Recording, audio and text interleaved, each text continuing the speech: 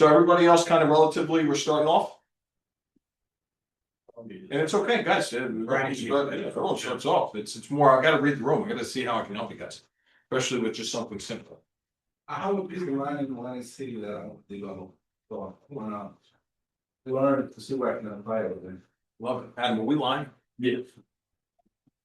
So AC. Ooh, you got the flavor in you, a little zest. How big of a lot are we talking? It's a corner lot, 7,500 square feet. All right, so a corner lot, 7,500 square foot. So, you're within the buy box of that. So corner lot right there is a good start because you can have a podium and have more parking. Things like that are good nudges. All right, we can answer some questions today when we open up today. So glad you shared that. Thank you. Everybody else, we're going to teach you some quick things. One thing that we're going to teach you is the rule of thumb with single family. So if we're just starting off and reading the room, I'm not going to go to expert level of Madden, right? We're playing with friends playing a video game. You don't want to go to expert right at that. So I'm going to start at this entry level, tending and leaning towards questions that you guys need for your pieces of land and more kind of intricate detail. So with that said, we're going to start off with single families, go into multifamilies. We're going to get into what the development process looks, how to put the team together, what the entitlements are, and then economics around it. Simple, quick rule of thumb formulas you can implement right now into your business to know whether or not something's reasonable, not eliminating a lot of wasted time, making yourself twice as impactful to a developer, not wasting their time, also being able to make multiple connections in one set. All right, let's dive into it today. Who's moving or? I think you are. Okay. I mean, I figure over, if you can. Nah, I prefer if you did. Let me just pull up my, actually, no, mine's good. Let's see.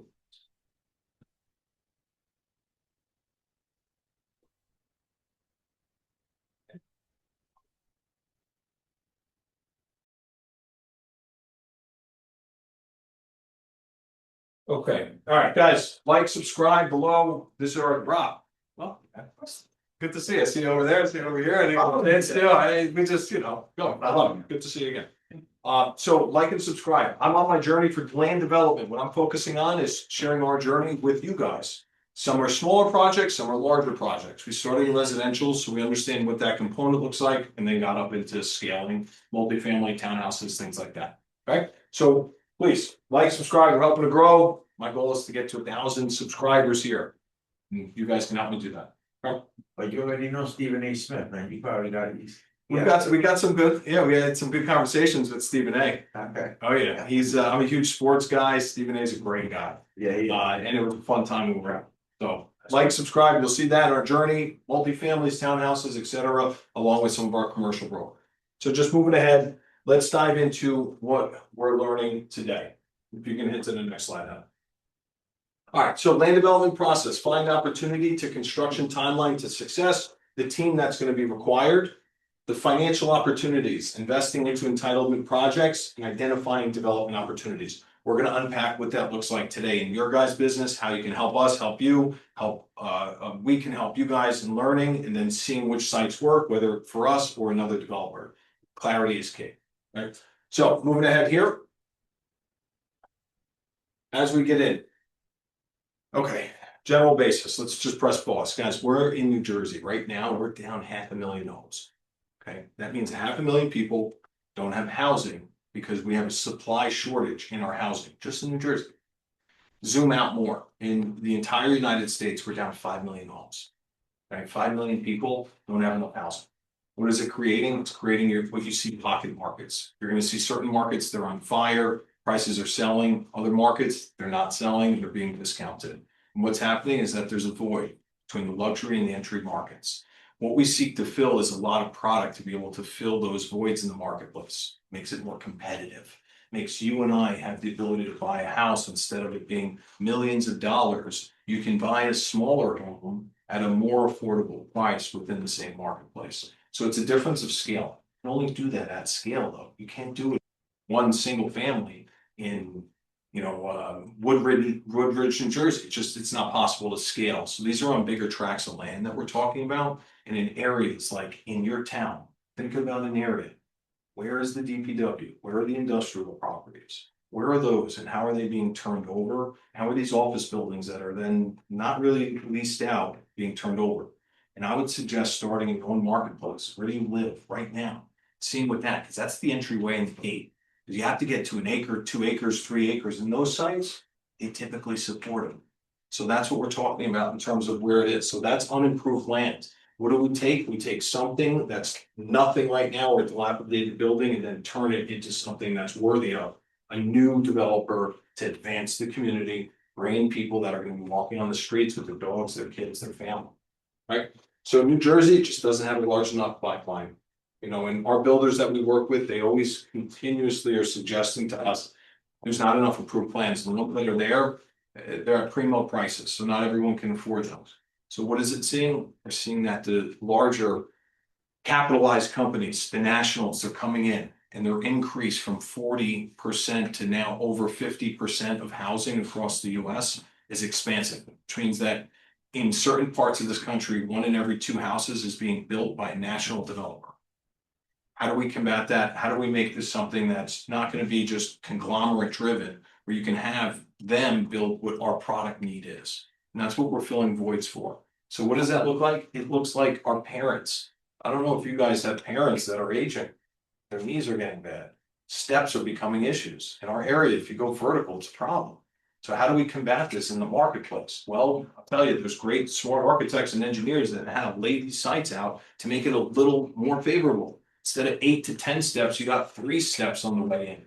Instead of having 15 steps to go upstairs, there's 7 steps and maybe a landing. There's different the way that it's built. These things, guys, you may not see and understand, but as a broker, put that hat on, you know the flow and the functionality of these properties. Who do you think designs them?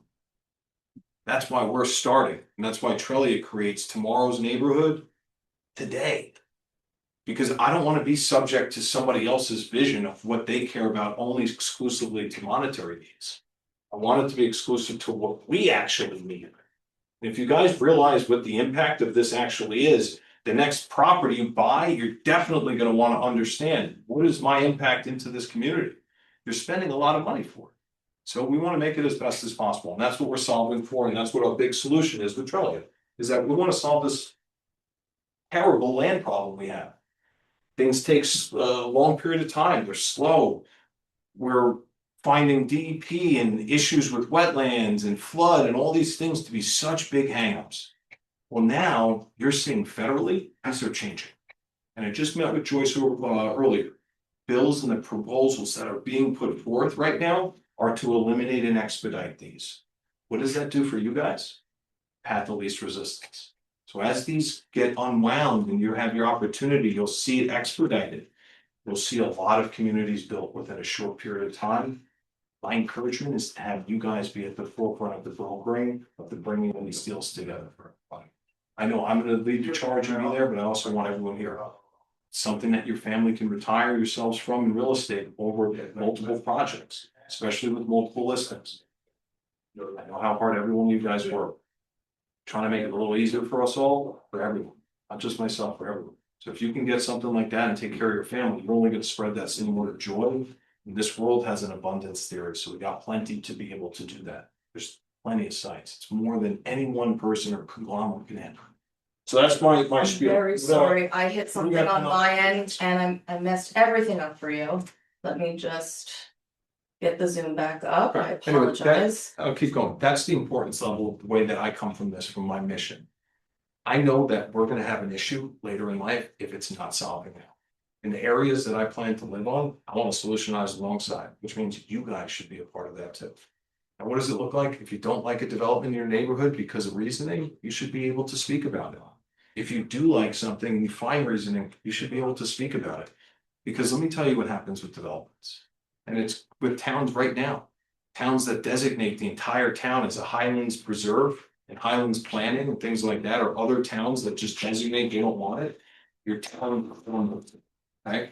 If you don't have new growth coming in, you die. What happens? You don't have enough money to support the town's staffing, engineering, the school systems, everything goes. So what are we talking about? If we don't develop, we're not going to have towns. Plain and simple. That's just the bottom line. So what are you doing? You're doing a justice to your town to keep it alive. If you see these towns go under, certain towns could. And there's been up for grabs, certain towns, and my people are creating their own towns and buying plots of land to do that same thing. I think that's amazing. Can you imagine you buy your own plot, put your own building up, call it your own town? How cool is that, right? Maybe we're not there yet. Maybe we can do it locally with alls. So that's what I'm impacting, that's what we're gonna influence. Let's go to the next slide, please. Development team. Okay, so you were putting your your 2-3 families, right? They triplexes? Yeah, So thanks, you were putting your team together. You have to get a zoning attorney, right? We had to hire an architect, a planner, civil engineer, environmental consultants, phase 1, phase 2. Traffic engineers, municipal team. Now, we have all these docs available and due diligence checklists that are easy to just go through and they're fillable and editable and everything's fine. So if you need anything, request after, and I don't know, I'll get it over to you. Just think, this is a team. I came from playing sports. I was a football player. I'm used to 11 people on the field plus another 11 on the cross the other side. Used to a lot of people. So when I saw this, it gravitated. You're a lone wolf. This is going to be a tough task for you because you got to put people together and then you got to drive this bus forward. Here's the thing. Which hat are you wearing? You a broker in this? Are you a principal in this? Or are you an investor in this? Depends on which one. If I'm a broker. Hey, Mr. Developer Buyer, you have your team in order. My questions are, did you pick your zoning attorney? Did you pick your architect? These questions, and if you ask these questions, you'll know whether or not this person's serious. 5 questions will get you flushed out the gate on whether or not the developer is moving ahead or not moving ahead based on what they're doing. They're telling you. So just things like that. If you know this information, you know on a new construction across all of New Jersey, you're gonna have to have some form. Now, maybe not every single one of these is checked. Maybe in single family, you don't need everything. Maybe you don't need a traffic engineer on a single family, right? is that building something from the ground up? Yeah, all ground up, all ground up. You're gonna need this, and then again, there's gonna be other ones that come through. We're looking at sites right now where Ramapo River Reserves and all these different things, NJ Marine Corps, like all these other subcategories to this that pollutes the way that we can get approvals instead of expedite. Because with so much bureaucracy, it's Oliver's strings tying you down. You could be gigantic, but you're moving like this, right? With all the strings, we need to cut strings. And that's what they're proposing. And if these strings are cut, then we can have less friction with the way our professionals actually get these projects approved in advance. Instead of 2 years, it could be 6 months. Because there's no reason for the delay in time. You understand this, right? This just goes on a desk and it gets weighted and sat on. Maybe it gets engaged a week, 2 weeks, but this is just normal stuff. If we can condense this to people that are advancing our communities with us, what does it look like? It gives you more opportunity, more listings. It gives you more opportunity for competitive pricing. It gives more families opportunity to buy homes for themselves and their kids. It's the bottom line. Okay, so questions on zoning attorney, any information on any of these that you've never seen before? Good. I have a question, what pretty much, because the development that I did, I'm pretty much in residential still, right, because 3 family is still considered residential. Yeah. So I didn't really get a zoning attorney. What is the difference between a zoning attorney and a regular one? Well, zoning attorney is going to lead the charge. So when you talk about zoning here, it's going to be, hey, I have a property, like we turned a car wash into apartments. So in that, we have a commercial zone. So we need a zoning attorney to say, hey, we're going to lead the charge based on all these other professionals for testimony and planning and subject to formal application of why we suggest this building should be switched to this use. And this is our reasoning and argument. Then they put a date on the calendar, get a preliminary, and So actual meeting itself. So you use a zoning attorney if you are trying to switch the use of the property to a non-conforming. Just think use, anything in front of a planning or zoning board, doesn't matter what it is, anything in Okay. front of planning and zoning, even if it meets the current zoning. anything. Right. You need an attorney present to be able to facilitate. Typically, it's just more money if you have to go through more channels. If it's a simple one, it's a single family, it might just be a zoning attorney. They call it land use attorney. Same thing. Yeah, so, okay, so it could be called also a land use attorney. The same thing. Okay. Made it Just- Okay. all right, add next slide.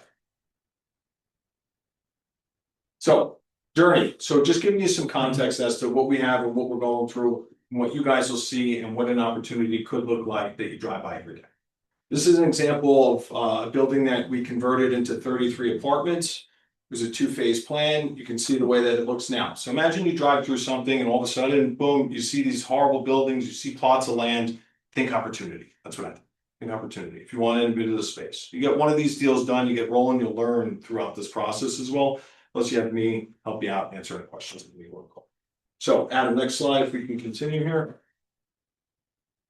As we go through this, you'll see that this building was in different formats. It was retail, it was residential, and it had a tow yard. You know, kind of warehouse. So could anyone see apartments there? Maybe, maybe not. We did. So maybe you guys could too if you see something similar. Why? There's a lot of apartments everywhere else. Old is new, new is old, right? So we're turning the old into new. What's new is apartments. Simple as that. So common sense. You know, I don't want anyone to overthink. It's common sense. Now, And Bruce, we can keep going. hey, good question. You see something like that. What makes you even sort of think that maybe you could, do you see like not a lot of activity, not a lot of employees, like it's quiet? Like a building like that, if it was a very active building and more active business, you wouldn't think about developing on it, right? But what would make you start to think maybe they would sell, Question. maybe they would develop, like what would make your wheels start to spin to you? Well, first is, hey, I'm thinking of selling. You know, and then I kind of size it up from there. So the first thing is that if I see something that a neighborhood's changing, like if you guys see anything, if a new building is built in the last 5 years, your neighborhood could be in the midst of change. You could have plans coming through. Because the second somebody establishes something, the second somebody got something else that somebody else didn't, there's 5 people right behind them. You know, we live in an area of everyone's watching. They're seeing that, they're gonna try to get a project that they had 2 years ago, they're gonna jump on, they're gonna try to advance it because somebody already proved it. So think proof of concept. I knew in this area, I was targeting this area for purchase and investment specifically. So You had clients? no, I was targeting these areas. I said, here's my criteria for investment with Trellia, with Jason. We're seeking property. So we put lead generation levers in place for that, pulled those lead generation levers, and we popped up a few different properties. This was one of them. Okay. We engaged with them, you know, looked, sized the site up, said, this is this is something that we could put apartments on in our belief. Now, was it a big hurdle and a big lift and D variances? Yeah. Was it worth it? No. So now like, last question, like a town like Hackensack. That's probably appealing to you town because you see it's starting to build up. Depends. Hackensack was more appealing years back. When it's all built up, it's like a retail stock. You follow me? People are squeezing it out already. You can make some money, don't get me wrong. But the gains and how I want to make an impact in our society and community aren't made in those. They're made in the areas that you have a little bit of a pioneer on. And that's why I seek reason. Jersey City is my type area. You know, I like that area. I find opportunity. I find it in Hackensack too, but with everyone chasing Hackensack, it was like that. Not to mention Hackensack, the town starts going like this. And they start less favoring the developments that just created the animal that they just created. So it's in between. I'm favorable towards reasoning. If I have logic on a side, I don't care what town it is. As long as it makes sense logic. Because then I can back reasoning and emotion and spark that and what that looks like. And how you went around with parking on that? Parking space. Well, we include parking. Huh? Yeah, you see this right here? That is a private garage. It's got parking all the way. And when you look at a development like this, are you looking for you to get the approvals and sell the approvals, or are you looking to develop it through the whole, you know? So good question. I'm gonna answer more questions at the end. When we get through the slides pertaining to that. So Adam, if we could just keep moving ahead. All right, so. Adam, let me take this over. Yeah. All right, so guys, moving ahead here. Back one. All right, so in terms of the second project, this was the second one right here, just in a car wash sense, where I was talking about turning it into 40 units. So what I did is I drove through and got a car wash one day. And I physically drove through and it was in the area and met with the owner, just cutting every bit of fat out. From that point, you establish a relationship, you follow up, 70% of our business comes from follow-up.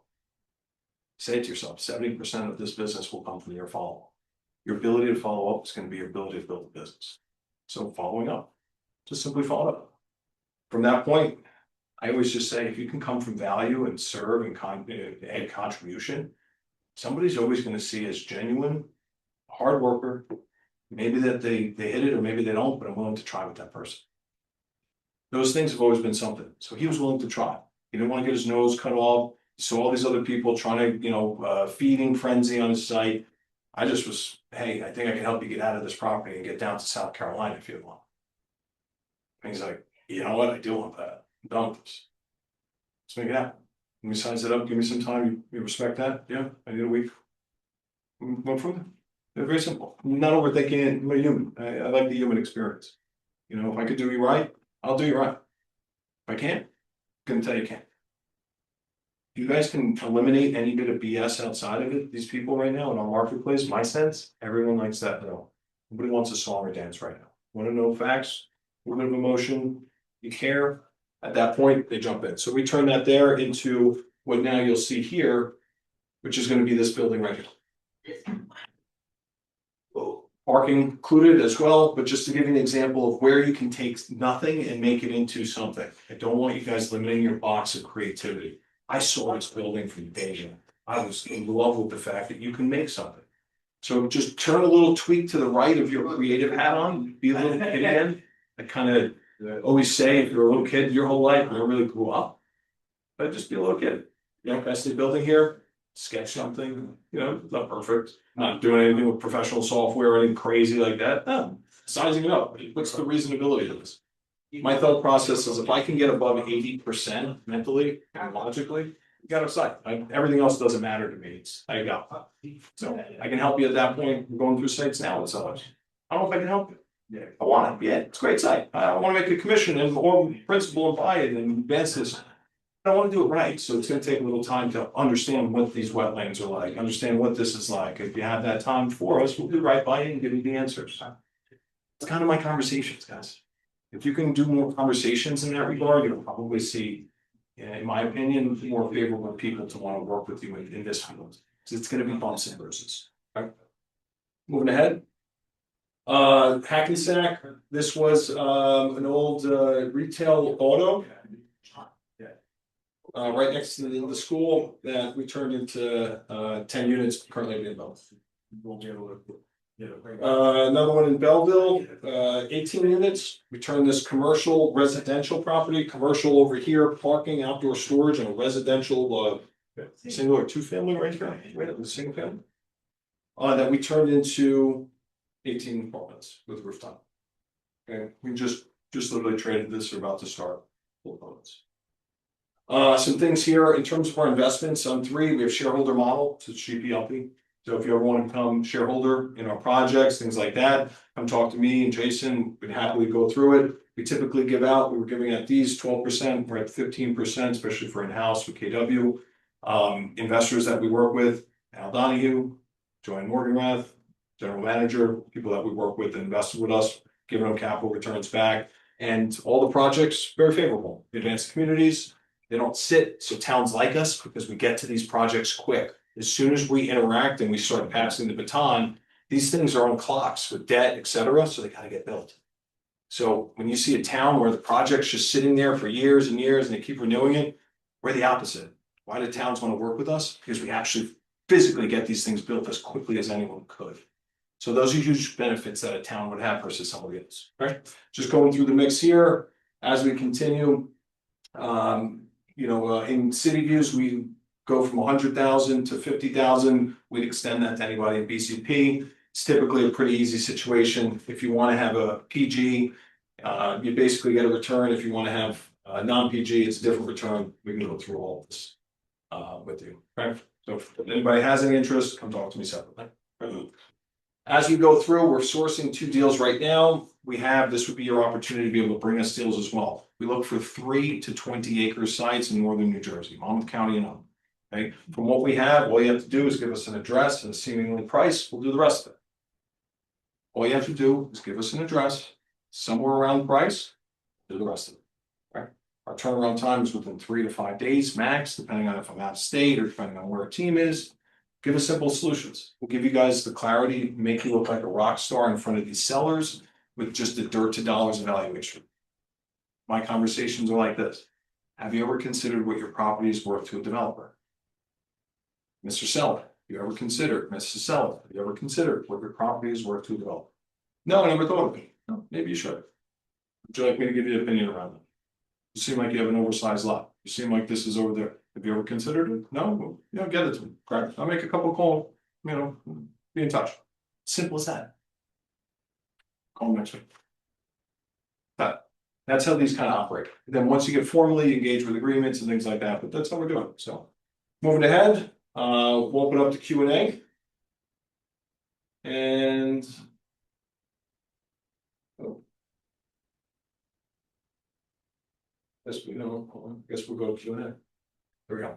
All right, open it up for questions, everything through. That's the development process, the economics around it. Now I'm going to teach you one rule of thumb. Some of you guys have already heard it, but maybe not. And just a reminder, if you're buying or selling single family new construction, who has one right now that they may have a client that's looking? If you're buying or selling, Yeah, you have a developer, they want to build a new single family home in Woodbridge. they're gonna want. That's it, you got 50. Think about it like this, look at your marketplace, okay?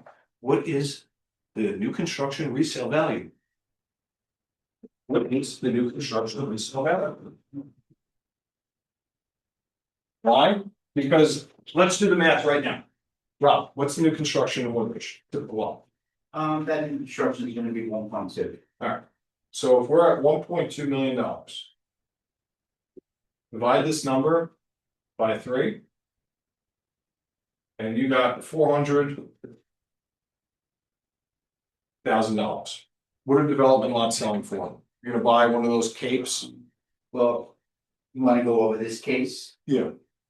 He bought a church.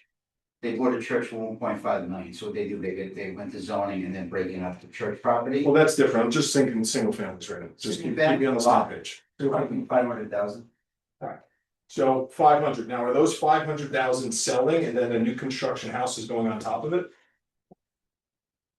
Yeah, so you're gonna have the land costs and then you have building costs, and you can have what you sell it for, the 1.7. That's what I mean, what are a lot selling for? 500, So 500, and then they're selling for 1.2 after they're built. maybe 1.3, minimum 1.2, yeah. Or not much problem. Um, Whoever's building these, they make much money. This is thin, just so you guys know, so developers probably are not heavy unless there are better numbers than this, these are premium calls. he's 1.3. Well, 500,000 means that you gotta get to 1.5. Then you have to be 1/3 of. You have to be 1/3. That's exactly it, so just think in your marketplace, why? Because just do simple math. What is the average sale price of a new construction house? In Montvale, New Jersey, $2.5 million, right? There's 3 comps that sold within that range. Okay, reasonable thing. Have you ever used this divided by 3 rule or? I just made it up now to give you Okay. the first time ever. Oh, okay. He bought it for. I've been using this for 15 years. He I bought, sold real estate early on this formula, knocks it out of the park, still to this day, test it out. Okay. he bought it for 1.5, so it's 6 lots, so he's putting 6 houses there. So he's putting 6 6 houses houses. on the The 1.5. 1.5. And what is he gonna get for each one of those houses? He's gonna get between 1.2 and 1.3. Okay, so he's gonna get, so 1.5, It's gonna be next year, so whatever the market's gonna dictate the year from now, because they didn't even knock down the church yet. alright, so 1.5 divided by 6. Anyone do the math real quick? Basically, 250. 250? Yeah. Okay, so now these are better numbers. Yeah, These that's are- why I wanted to tell you 6 of them. Yeah, there's 6 of them, but I'm talking about if you're gonna sell, this is economies of scale, so he's even at a better number than our rule of thumb. Our rule of thumb, when you look at this, is divided by 3, that's the most that a builder is typically going to pay. Why? Because it's gonna be less than that you see some of them hit, but typically that's your highest figure. Why? Because no builder, unless they have a crew that they have to have on site, is gonna just take a project on not to make money. Just won't make sense. So if there's thin margin, duplexes are thin margin, you typically find a lot of competitiveness and the price is driving up with 2 duplexes because the market's so proven. That they know they'll squeeze that, it's a solid bet, it's repeat money, you put your guys to work. But on things where it's less, or where it's speculative, that's where those price gaps you'll see go in. It could be less and it could be more. Depends on the town. But if you do this, so 6 at 250, that's a checkbox all day, just based on the original formula. So guys, if you had a lot, hey, seller comes to you, 1.5 million. You know, you could put 6 lots on it, and you look at this and you say, hey, we're in for 250 a lot. Average lot should be around 400K. Hey, this is gold. You just show them that on 6 of those, you just made 6, 5, 30, $1,050,000 extra. It's huge. You know, it's expenses like knocking down the church. Yeah, but think of it like this, like, you know, if you're just gonna go in your marketplace and you wanna do something right now, trigger on your MLS hot sheet this. Trigger every lot that you have that's a single family within your town or 3 towns. See what the new constructions are, so let's say it's like we talked about, 1.5. Look for all the plus or minus $400,000 to $600,000 properties that come onto the market. And see if they fit for a new development. Doesn't matter what property, it could be anywhere in any bit of it, just the town, does it fit there in that price range? And then you go look at the lot size, and it does the lot size work. The lot size works, you just found yourself a property. It's as easy as that. It's just we make it harder. I make it harder myself sometimes to remind myself, hey, be simple, keep it simple. If it hit the specs, great. Have a builder or two that you have the formula around this work. And you're running off and running. What I did is I built 3, 4, 5 builders that I knew exactly how they'd price, buy, etc. And I just started putting offers on for them. I already knew what they were paying. And I told them, hey, I'm putting offers out there. If I catch one, I'm going to send it to you. Scan, review, accept, attorney. It's the same way that any of us could do it. You could do it at a higher level, low intense, higher intense. That's the way to do it. You know, I encourage you to try to make this not work. You know, come back to me and tell me, oh, the data is wrong. I'm not trying to be right. I'm trying to help you guys make an impact, because I was taught this rule of thumb, and this made a huge impact to the point where you sell tons of new constructions because you're much smarter than everyone else just by knowing this little thing. Use it in the marketplace. Small little tips like that, will get your business a lot further. So the rule of 3, new construction, any town, go to anywhere in the country. This is just the standard rule of building. It's not my rule. I didn't make it up. Somebody taught me this. And I just implemented it and realized, oh, he was right. Took me a little while, you know. Okay, open up for questions now, guys. Appreciate you, staying locked in here. Let's get to you. Yeah. Okay, so I guess that's my first question, because I'm transitioning from, I guess that works for residential, but what about for commercial? You just mentioned this rule of 3, and it exactly fit the 3 family that I just sold for, and I didn't know about it, but it was Wait, just rule of 3 hit your numbers? exactly Perfectly. perfectly. Guys, I we didn't make this up. I sold it for 350, and the comps are selling for $1,015,000. Good for you. Exactly. It's funny. I've had But I exhausted didn't this know. years earlier to try to prove it wrong. And I didn't know. Overtake a few here. I Yeah. appreciate you sharing that. I mean, but now about going to commercial, how different is it? Because that's my, I'm finding it difficult to find comparables, because every commercial development is different, completely different. Has different number of parking, different number of units, different number of bedrooms. So how do you go about finding how much the project is gonna be worth after you develop it? Or even after you get approved?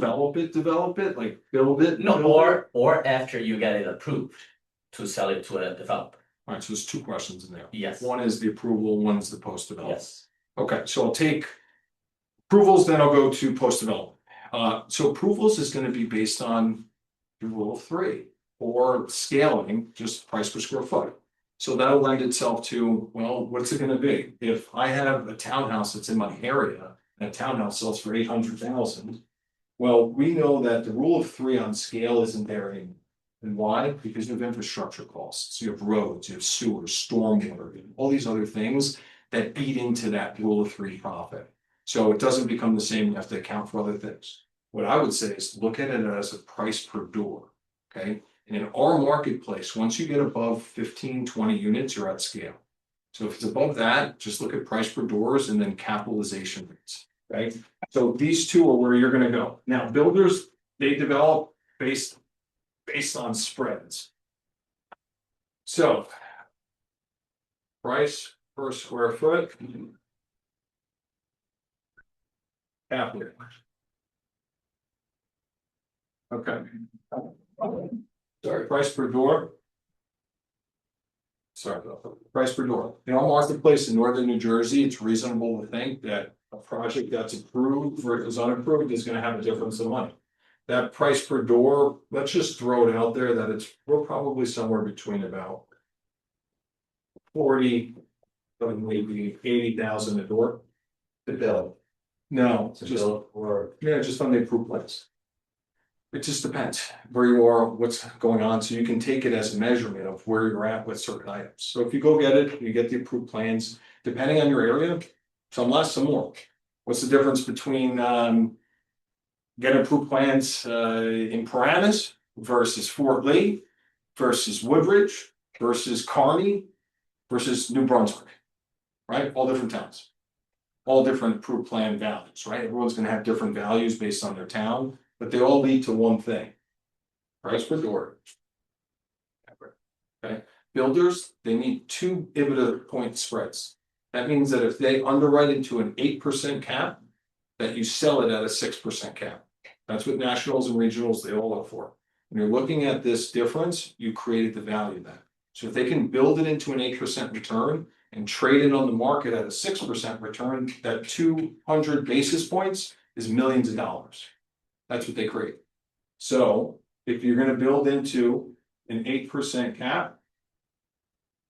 And it's worth on the market.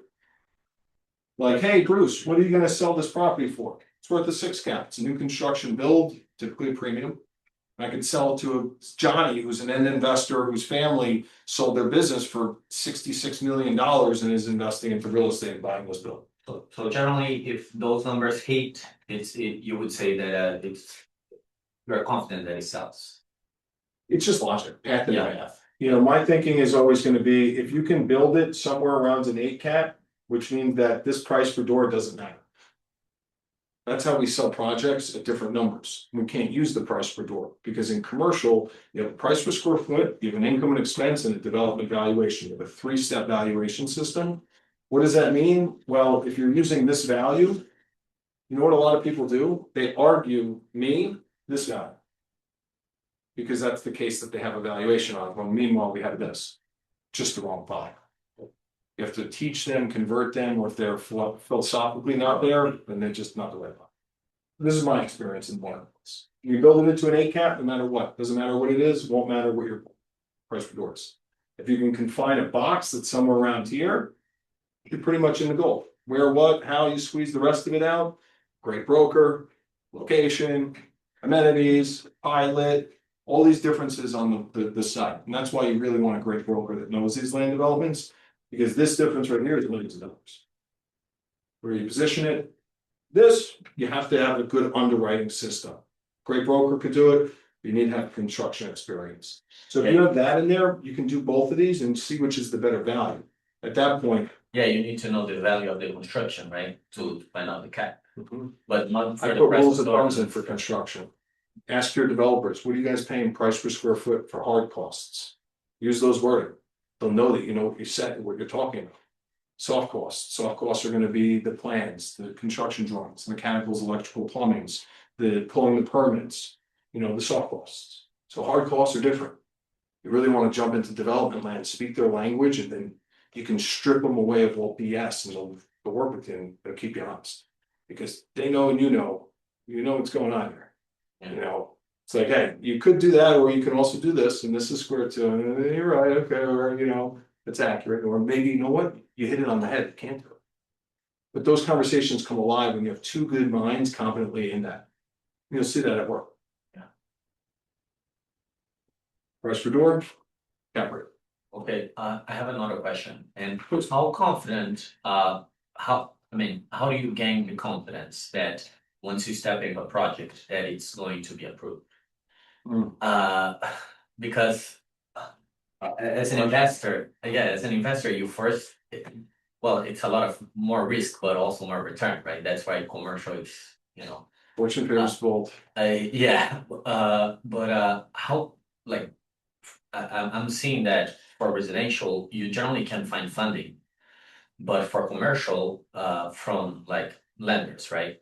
But not for commercial, so you wouldn't need to put your own capital into some projects. And so how do you gain the confidence that it's actually going to be approved? Because, you know, you first need to put the capital to then find out if it's gonna work out or not.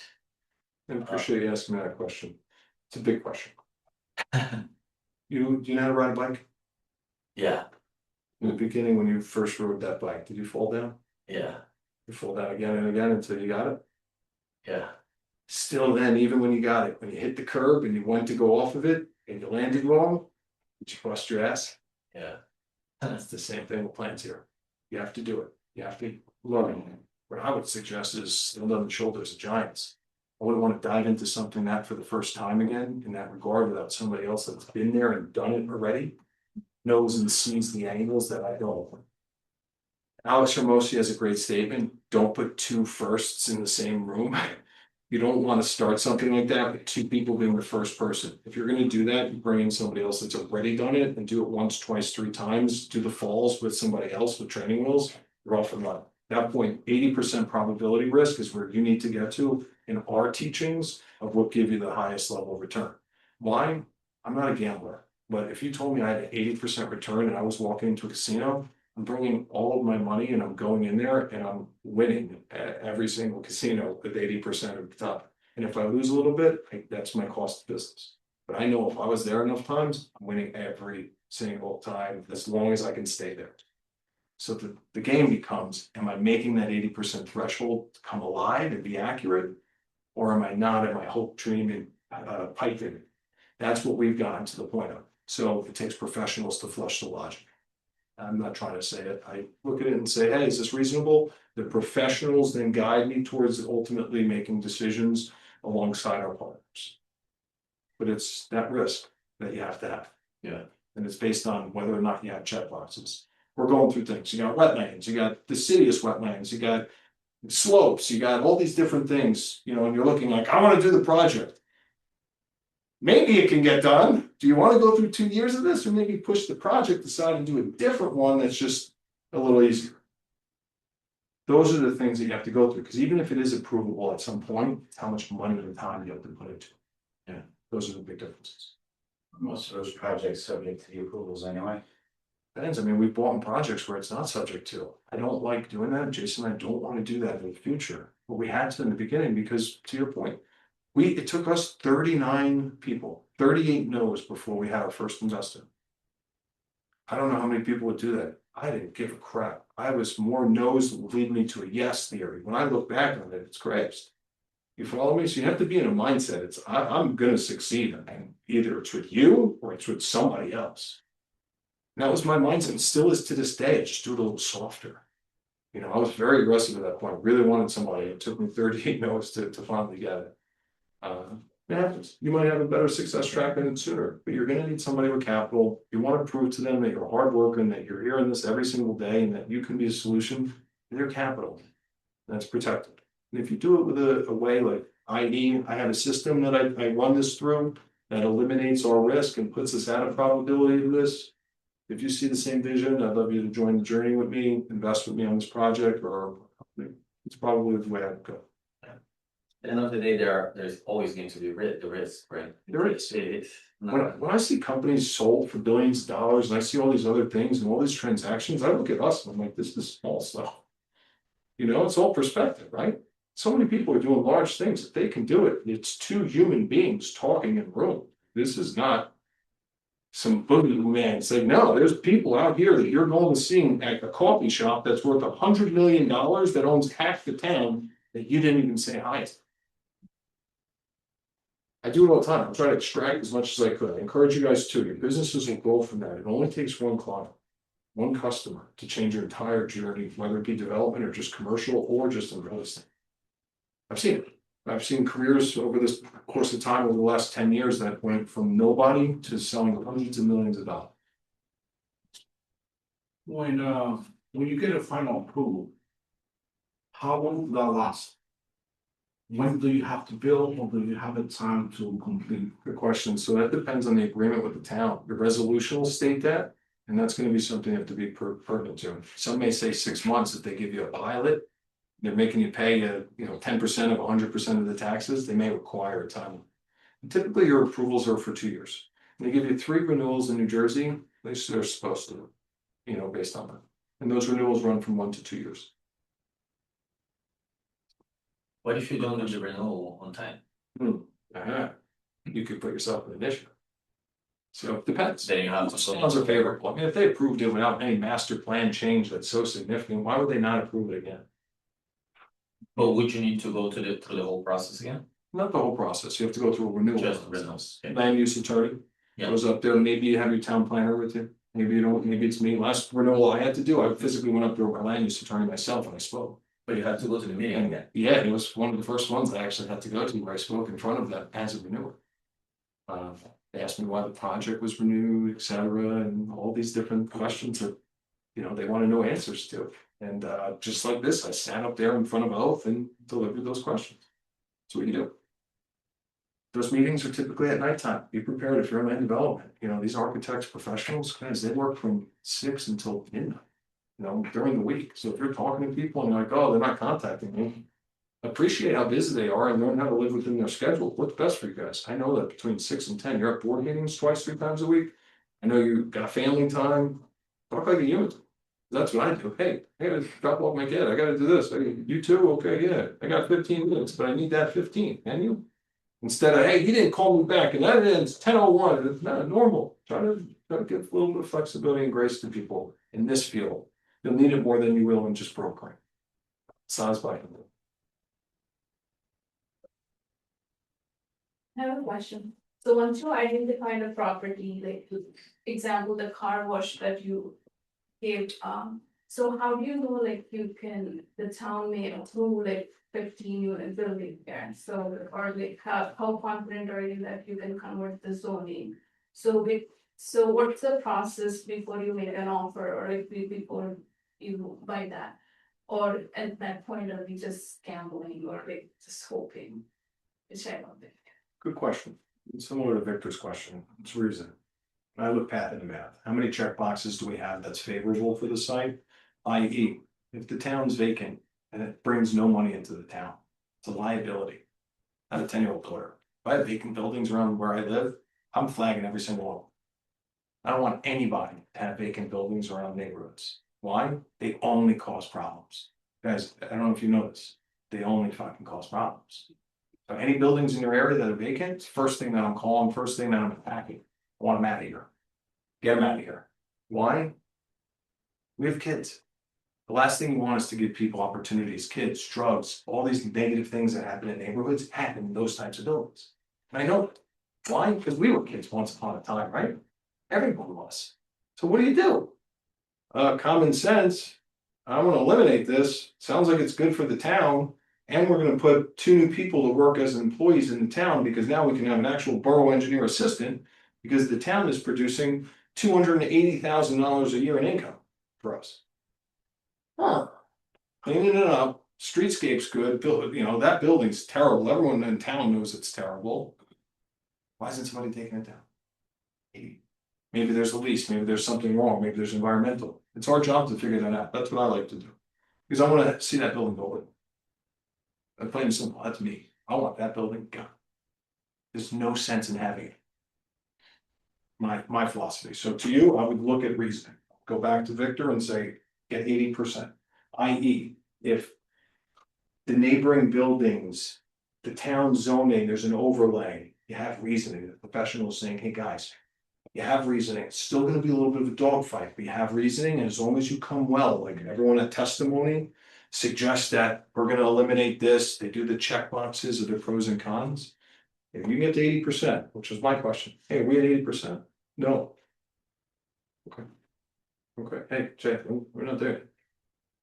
We at 80%? Yeah, you're looking pretty good. You're getting closer to 90 with that. We'll see that.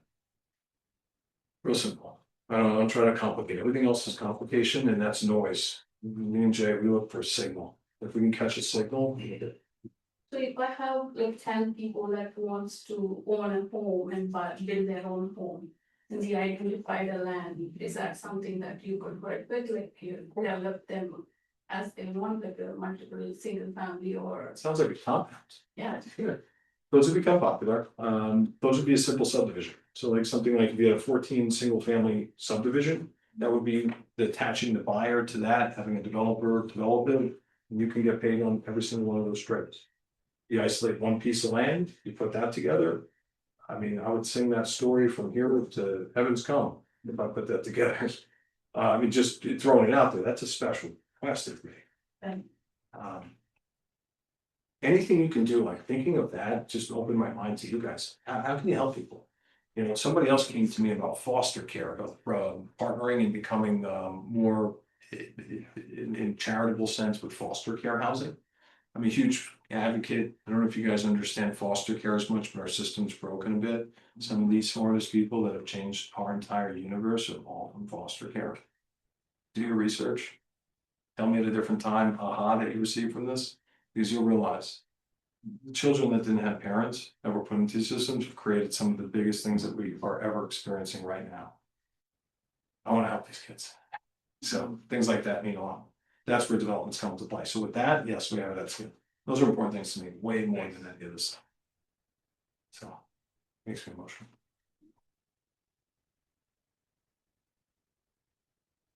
You also do the regular single family homes, so for one potential like buyer buys the land, then they Broke. wanna construct. they Broke. just do. Yeah, we broke.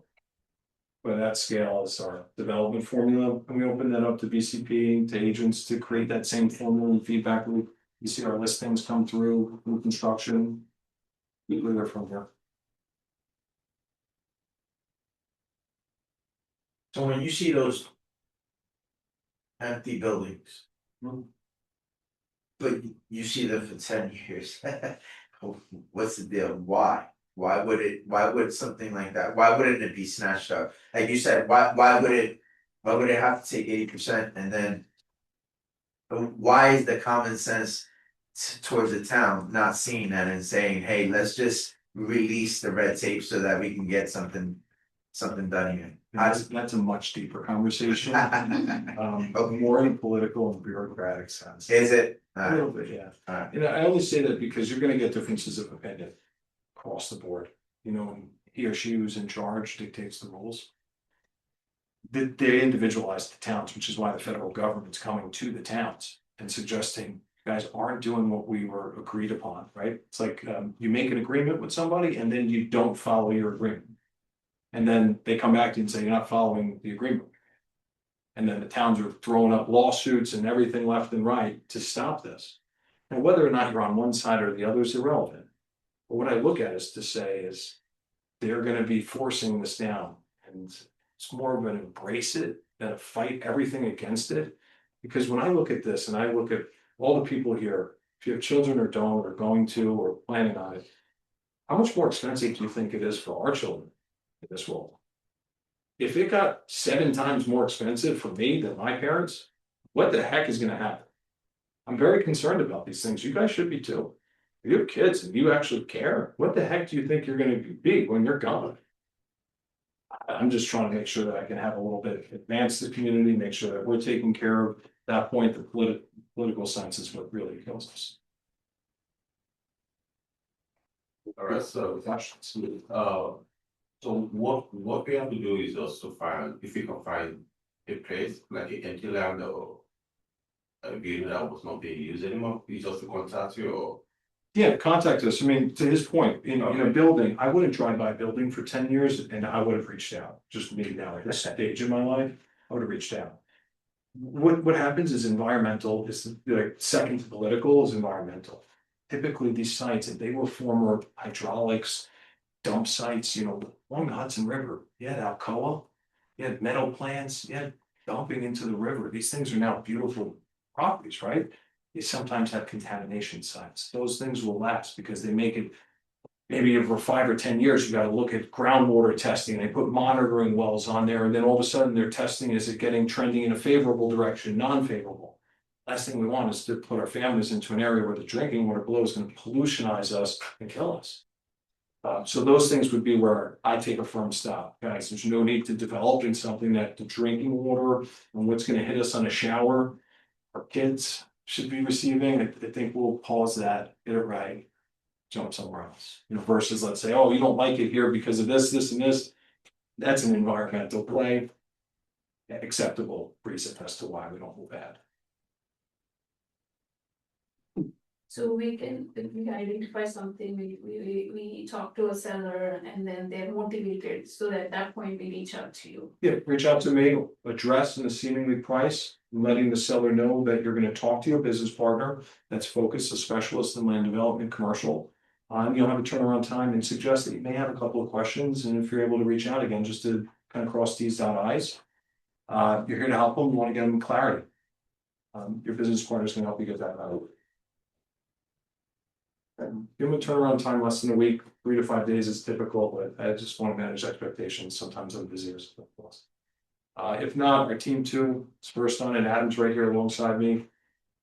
He's a world of insight and value, so if it's not me, that's not. Rob, what's going through the mind? Nothing, I always like to learn about, bullshit this. Appreciate the comment. Yeah. More than anything. You guys don't know Rob. Rob's the man. Rob's done so No, much about this stop. business. No. Not to mention brought in so much business. No, Great friend, great it's a guy, big fan, Florida advocate. Florida advocate, yeah. I was just talking to Scott earlier, if he's on his AI I course. heard him so Scott last month too, the next day he told me. I did, I dropped off my daughter at Stops at the school. red light, he sees. I stop at a red light, I look to my left, I see Scott Selick doing exercises on the street. I was like, what the heck, is that Scott Selick? I was trying to get my phone out to take a photo, and I was like, fuck this, Scott! Hey, everyone's like, what's got Scott? He looks, he's like this. You have to Gross. you have to know what this guy. No, and I was rolling, everyone's beeping out, and Scott! It's so exciting, just seeing one of your friends and a colleague in another state randomly driving down the road. That's great. I was like, this made my day, small He's thing. very upset that you didn't stop taking lunch. Well, he was pretty active. He was moving and grooving. I think I interrupted him personally. Guys, I hope you got some value today. I'm here as a resource for you guys. I'm a friend. I want you guys to win. I want to win too. I want us all to win. So if we can find our unfair share and we can get just one property, that's my encouragement to you guys. Just find one property. Don't think I gotta do 9 things and 50 things and no. Find a big piece of land. Learn the process from there. Get somebody that's reasonable in the wheelhouse. Think. Find you guys. What are big pieces of land that I can go after? And who is in my network that I know that owns pieces of land like that? That's the first place that I would start. If you do, and you can tell them, hey, I might find a way to untap hidden value from you that's on your site. I can get you to move to South Carolina for your retirement. Hey, your health is gone. I know you were questioning a couple of years ago. Now's the time. Would you want that low obligation, free consultation on what that value analysis would be? Those are things that I'm providing. Because if you will see this right now, we are at the crux of the baby boomer generation retiring. It's all across.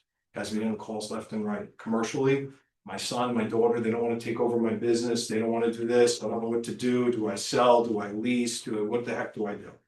Rob and I are actively working on multiple sites right now with similar people that are like, hey, I'm changing my lifestyle.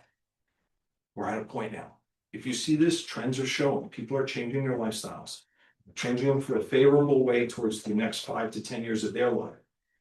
People are sick of living somebody else's life. This generation just doesn't want to leave I'm property. sick of it. So we're seeing that they're taking the autonomy of saying, I've worked like an asshole. I've done this and raised a family or done this. Now it's my time. You're seeing that happen. So if you could jump into on how you can help them accomplish their dreams, because what's a better story than you helping John and Sue get to, Idaho for their their grandchild that's there because they made millions of dollars or, a couple $100,000, they have a great pension or something, they're ready to go. Let's go, shut up shop, move on. And that's what we're doing. We have 4 or 5 clients just like that right now. So, let's say question, for instance, if a tenant has a land, but it's not ready to sell. Okay, so okay, you are a developer, but this land can take like 6 to 10 units, one family houses, and okay, can I go into like a joint venture with you? And you develop and then give me. First things first, size up the property. Okay, There's always options depending on what that looks like. First things first is property and price, because if we have that, we can understand reasoning. And then we can talk about which of the one that you want, whether it be principal, brokering, resales, anything, but it starts with. Okay, What's but the yeah, min- feel free to think it too. what's the minimum size of lot you're looking at, like what's the? So our most recent minimum, it's 2 acres. So, we look for 3 and above, but 2 acres is the minimum that we can start applying our business model to. It's a We need to- it's nice, 2 acres. Well, It's very well. It's easier than you think, and I only encourage this because there's not as many sites. So it's more, if I'm you, go into your town yourself, you work out, if you drive, go a different route, go some other routes that you go that are not your normal routines. Not to mention, mind hack, I'll just give you a little personal thing that I read of fact, not fiction. We can extend the way that we feel our longevity in life is just by going different roads and doing different things as a first time surprise to us. Your body actually elongates itself and thinks that the days are longer, things are more fulfilled. Well, small life hacks, guys, look into it, encourage it. But simply put, go a different route. Go find the lot that's on the other side of town that you don't drive to. In Tenafly, when I was going through there and they were changing a lot of those developments, it was right next to DPW. I would have never went there in a million years. But if you change the way you look at something, then the way you look at it changes. So instead, go on the fringe. You want larger developments, the fringes of the towns are the best ways to go. Corner lots to that point, but fringe of towns too. If it's between Paramus and Woodbridge, chances are that neither town really cares that much if it's right in the middle, because none of them are gonna claim this is ours. Yeah, it'll be in Paramus, but it's on the Woodbridge border, half of them think it's in Woodbridge, nobody even knows. What's the address of that thing? It's a beautiful, that's what happens. But if you're in the center of town, oh, all eyes are on you. You follow? Less favorability for the developer, more for the tenant. You follow? That's why we encourage those outside. You can find those on the fringes of your towns and you go those routes and you engage with a seller who's probably at the local coffee shop or probably dropping his kid off at school or probably doing something there. You can then interact and you just say, hey, if it's not now, to your point, hey, they don't want to sell right now. That's perfect. This is going to take 12, 14 months, 9, 12, 14 months. Maybe we engage now. You close in a year or two when the kid leaves and goes to college. Those are things we're solutionized. So those are my conversations around what that looks like. Question, do you ever go to a seller and negotiate that, oh, I'll buy the property, I get it approved? You know what I'm saying? I've done both. Buy it as is with the hope and prayer that you get it approved and you really honestly don't sleep for a little while and you got cojones the size of this. That's usually what that happens. I don't like doing that. I don't encourage everyone else to unless you have a high reasoning. High reasoning comes usually with insider trading in that capacity, so I don't encourage that. So I would say take your risk factor to buy it subject to our business models is subject to purchase. Oh, okay, Subject to our plan. but that happens often, It does.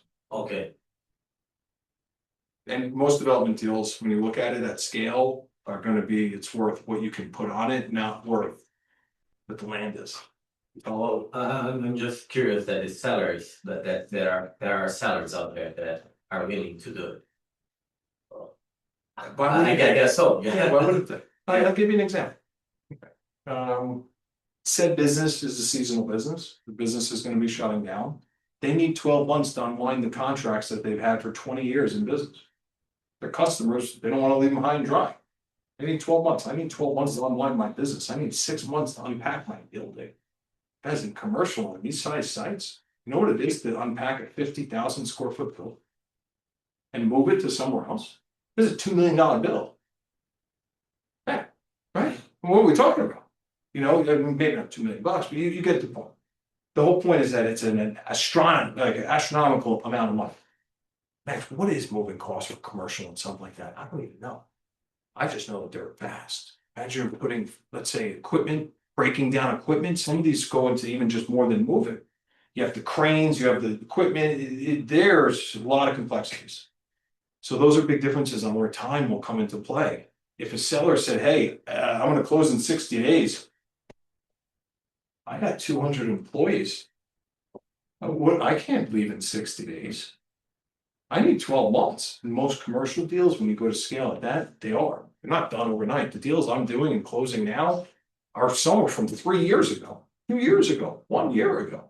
And then you're taking a lot of the risk off, like at least from the purchase price, you know? Yeah, the risk is in the approvals. Yeah, you have to do all the soft costs like plans and everything else, Exactly, and your But time it's- involved. but it's way less than if you actually buy the property. It could be, if you bought it right. Yeah. This is more risk. Which is more risk. More risk. Yeah, I mean, somebody's gonna pay less money and take on more risk. And if you pay more money, you take on less risk. Yeah. That's that. I mean, that's where the value chain is, guys, just so you know, there's a continuum, there's 7 different stages in development. The first 2 is what we focus on. And that's land banking and land packaging. The next one, building. Now, sometimes we've gone into that phase and sometimes we haven't, just depends.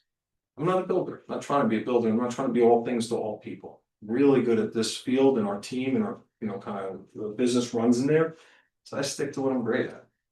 That's the top. Yeah, that was one of my questions. So you pretty much just focus on the 2 first stages, right? That's what our business model is. We've gone through this entire thing, because once you get to disposition and building sales, it goes back to new construction. Because think, the condo building that's 50 years old, that's shot down, the reserves, everything's done, let's say that it converted to rental to try to save itself, and now the building's vacated, you knock it down, you build something new. That's what happened, single family built in the 50s, 60s, 70s, now all of a sudden that house, knocked down. So that's that cycle completing itself.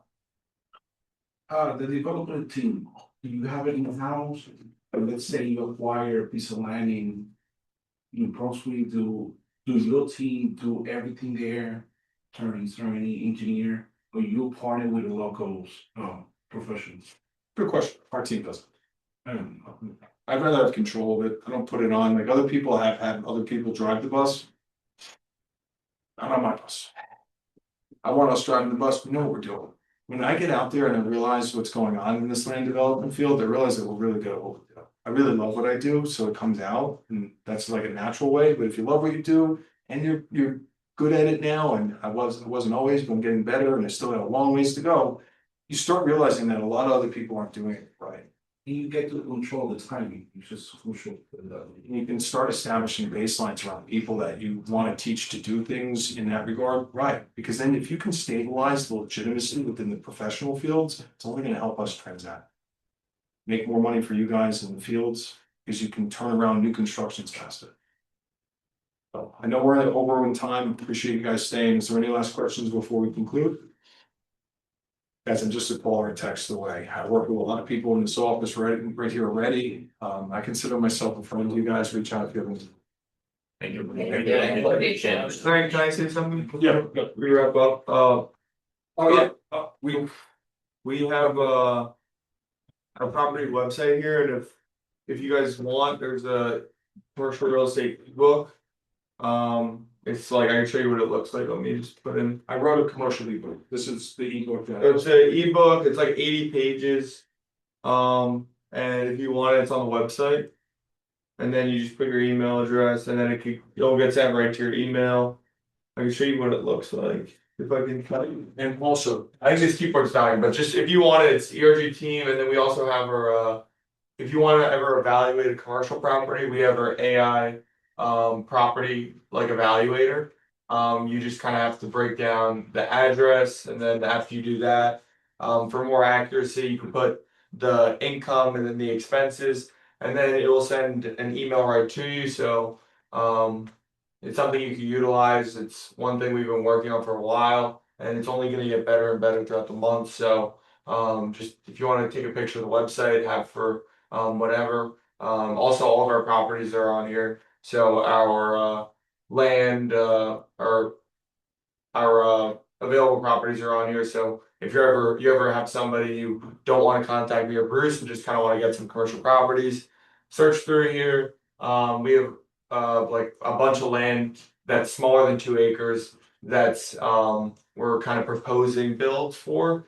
So if you have anybody that's interested in that, it's just it's a good hub for commercial real estate, and we're trying to make it useful for us that we use every day. Like I use the report every single day to evaluate properties.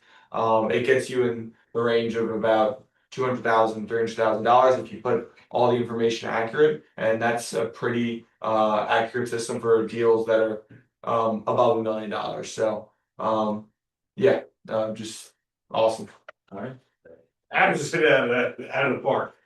Adam's crafted this and we've been refining. Put it to work.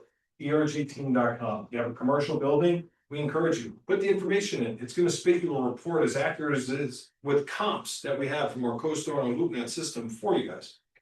This could be your tool. If we don't want anything for it, we want you guys to be educated and use it. Once you engage in commercial, they're not at the level that you want to service them at, reach out to us. We co-work with you, we got all of our systems and operations, we've got a team of 11, we're here to help you guys out.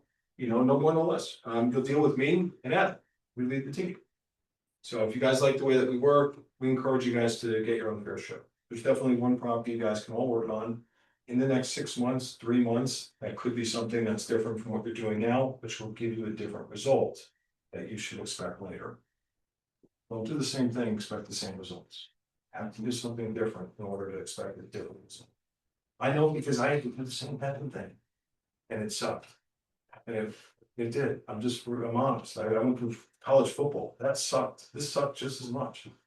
You know, it's fun in certain regards, right? Even on winter days, you get a day of sunlight, get it out. You go to winter. If you're okay with that, you pop through to spring.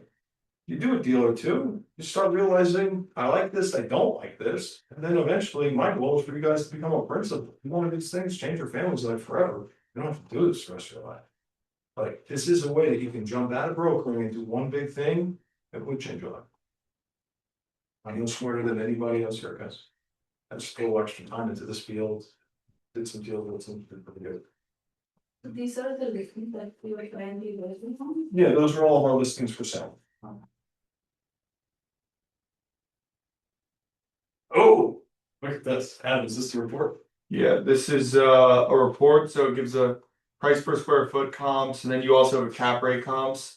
So the cap rate is going to pretty much assess whether or not the value of this property is going to be sold at a 6 cap or 7.5 cap. If you sell this property at so this is being evaluated at a pretty low cap rate. So this is suggesting an NOI of 135K, and then it's going to be sold at a low end of 2.08 million and then high end of 2.71 million. For reference, we currently have this property listed at about 2.23 million. We started at 2.4 million. So it's pretty spot on in terms of the income analysis, but then we're trying to fix this a little bit better because the comparables, this one says 12 million. I want that to be more of like a $2 million comparable. So, but yeah, it will guide you down the right path. It gives some, here we have a LoopNet comp right here. And then we have another one Do you guys see that this? got sold. So just in the middle of anything, go on your phone, type it in, type in the address, type in It's some correct simple one. basic info with your customer. And then They don't AI want will anything do. for it, just get in, put in their email and send it right to them. If they're within range, think 1.8 to 2.6. Oh, it's so big. Yes, that's why the human experience is here. I fine tune it for you. Here's a range. This is computer generated, everything. Now I fine tune this and we position in the market. And that's our conversations is we're positioning game. We're not asking, how do we position this to actually sell? But it's Well, no. only working for current use, properties with current use, right? Not for like, how much would it be worth for an investor. Regional effort. You can put, I mean, if you put in a hypothetical, let's say this property were to make $230,000, you increase rents, it is the same expenses of 45K. that property is gonna be worth dramatically more money after renovation, so you could do, just basic, like, you can just do basic calculations off the pro forma, Okay. calculations off that. And then we have a bigger thing that we're working on, which is a land development evaluation. That's gonna take us a lot of time of refinement, but that's like our end goal. This is our kind of dip your toes in it. Yeah. But if you wanna get serious, like, that's the one where it's like Bruce and the team, we're all gonna be using it in-house, perfecting it, and then we're gonna be giving this to our like most exclusive investors first, and then to the broader public. So that's gonna be in a couple months, hopefully, so. Nice. Add a minute on that, guys. Who's working his ass off, making sure that these things are improved daily, and he's working with Avi and myself and curating this. Guys, this is not just somebody did this, this is, the two people in this room with one other person did this. You guys can do it too. I'm not great at computers, but what I am great is forcing myself to try to hit my goal without any distractions. I know I lost my mom this year, I know that life is so precious. Guys, it doesn't take, thank you, it doesn't take a reminder like that for me to kick in, I kicked in before that. Thank God, I spent 3 years almost every day with my mom before she left. I don't say that anything but to encourage you guys of what's important to you, that was important to me. And then she passed, I think God had intervened and told me I gotta spend more time with her, and that was the path that I had. So again, these things lead me to much more, why? Because I was with her talking about my dreams, my goals, how I wanted to create a software to do everything I did. And maybe one day I can actually help others do this too and change their families' lives and do that. My mom was my biggest fan. And when I say that, it's any mom is, right, for your child, but the sounding board. So when I lost her, it reminded me that I'm going for it. And you guys should too, within reason. Hold up bar, with good smiles, and one help out. Swing the bat, man, swing the bat. And this is us swinging the bat. So, yeah, no more or less, that's what my guys.